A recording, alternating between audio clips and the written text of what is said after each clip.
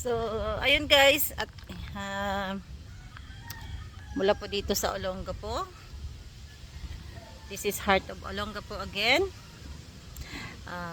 Humihingi na rin ako ng pasensya sa aking mga ka-teammates, kay Sir Ruel, lalo na kay Sir Ruel, kay Ma'am Luz, dahil medyo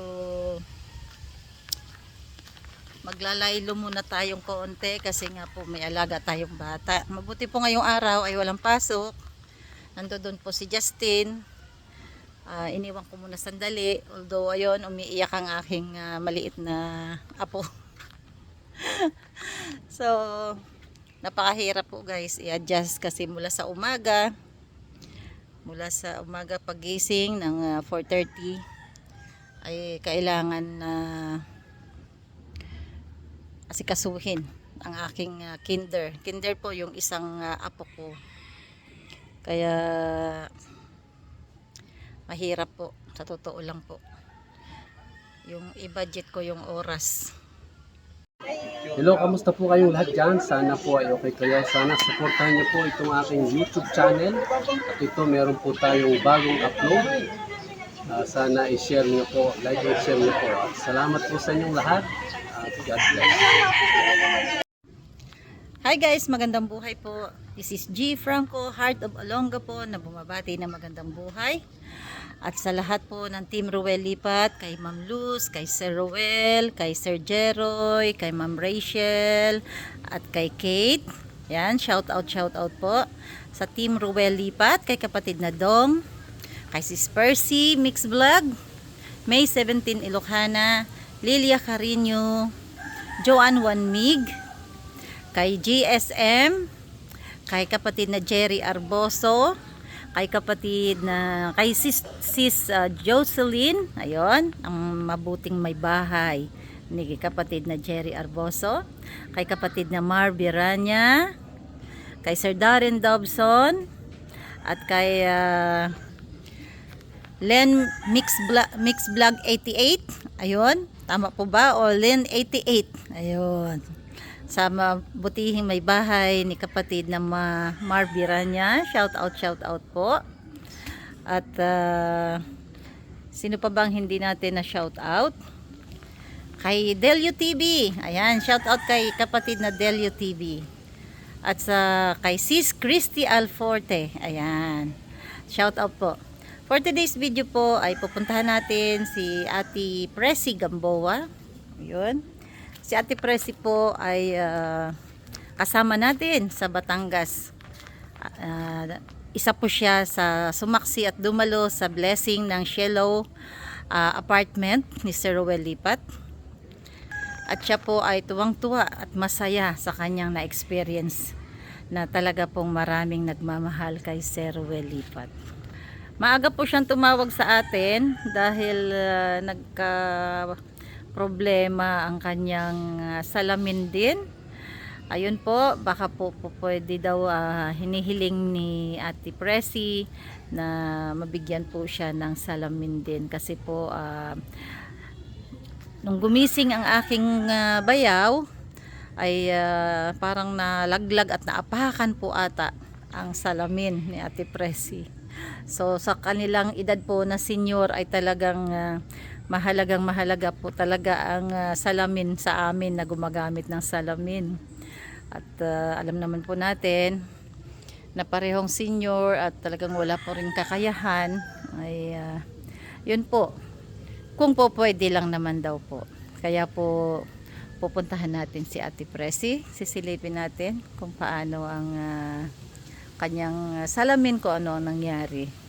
Para isang kahilingan, yung salamin ko po naapakan kasi nailapag ko, naapakan ng mister ko yun, napilay, wala na yung isang paa.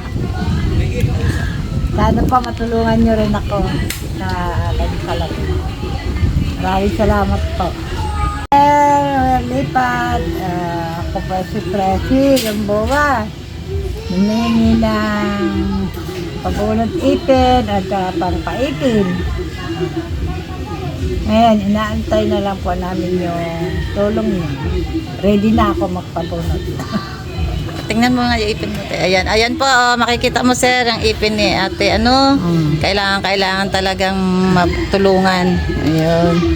Para makakain na rin po siya ng maayos. Ako sa buhay ko. Thank you, thank you. God bless po. Maraming pa kayo matutulungan sa katulad namin na may hirap. Maraming salamat po. Pero Relita, ano lang naman.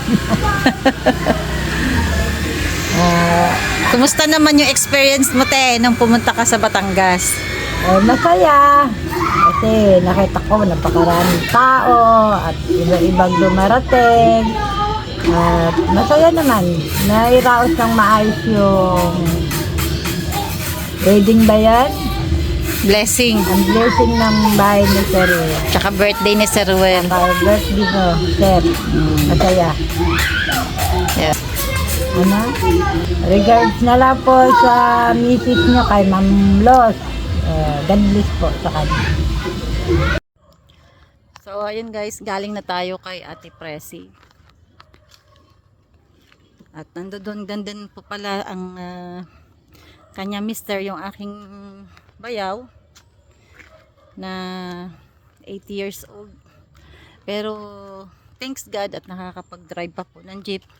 Pero sa ngayon po ay namamaga po yung paa ni Kuya Manny, yung mister ni Ate Presi, dahil po na-aksidente pala yung paa niya doon sa may butas sa kanal. At ayun po, nagpa-inject na rin po para po sa anti-tetano at saka sa ano ng daga. Kaya hindi naman po nakakapagmaneho sa ngayon. So ayun guys, at pakahirap talaga yung maging mahirap ano guys. Mabuti na lang po at nandyan ang Team Ruel Lipat. Nandyan si Sir Ruel Lipat, si Ma'am Luz, na talaga pong walang sawang tumutulong. Kahit hindi pa man po kumikita ang kanilang mga upload video, ay talaga pong wala po silang sawang tumutulong mula sa sariling bulsa. Kaya sana po guys, wag po nating pagsawaang tulungan. I-upload, mga upload ni Sir Ruel, wag po nating pagsawaang i-share at i-like po. So ayun guys, nakita din po natin ang salamin ni Ate Presi na talaga po palang bali na ang isang paa. Wala po talaga ang paa. Dahil nga po sa pagkakaapak ng kanyang mister nung pagbaba sa higaan. At syempre po sa 80 years old na matanda ay minsan po ay nagkakamali na po siguro ng hakbang. At hindi naman po niya sinasadya na maapakan ang salamin. Yun, andito po tayo ngayon sa taas ng court. Ito yung ginagawang court. Ayun guys. Malapit na rin pong matapos. Ayan guys, kung makikita nyo po yung basketball court, para yung kabataan dito ay mayroon ding libangan. So ayan po ang paakyat doon. Makikita nyo ay bahay ni Melgar Acosta. Ayan. At ang bahay ni Vincent at saka ni Joy. Ayan guys. Ayan pa rin.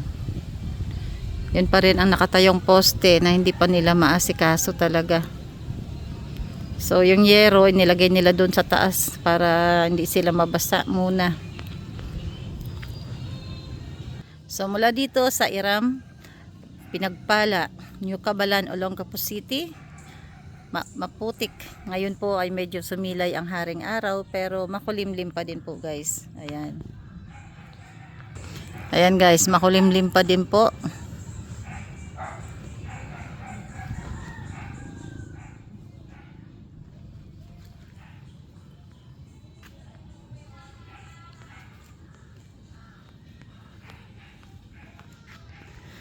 So ayan guys, maraming salamat po sa suporta kay Sir Ruel At naway pagpalain pa po ng poong may kapal si Sir Ruel. Magandang kalusugan para sa kanila ni Ma'am Luz. At sa buong team Ruel Lipat, shout out. At God bless po. At sa aming treasurera, ayan, kay Sis Percy Mix Vlog, shout out. Alam ko sis, nagtatampo ka sa akin. Nagtatampo ka ba? Hindi naman siguro. Ay wala po tayong magagawa kasi kailangan po natin maglaylo kasi mahalaga ang kapakanan ng ating apo. Although nandito naman ako, hindi naman ako nawawala sis, kaya huwag ka na magtampo. Love you!